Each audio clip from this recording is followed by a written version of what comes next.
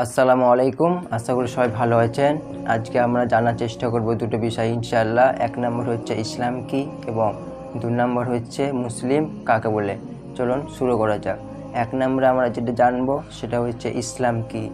ইসলাম শব্দটি এসেছে আরবি শব্দ সালাম থেকে, যার অর্থ আত্মসমর্পণ ও শান্তি।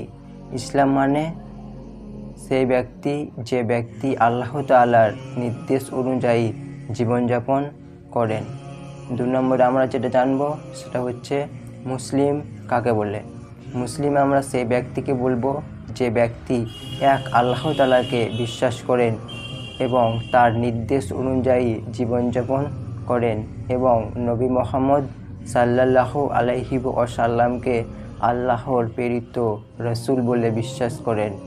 উদাহরণস্বরূপ বলা যায়, যে ব্যক্তি পড়েন লা ইলাহা ইল্লাল্লাহু মুহাম্মাদুর রাসূলুল্লাহ, অর্থাৎ আল্লাহ ছাড়া কোনো উপাসনার যোগ্য নাই এবং নবী মুহাম্মদ সাল্লাল্লাহু আলাইহি ওয়াসাল্লাম আল্লাহর প্রেরিত রাসূল।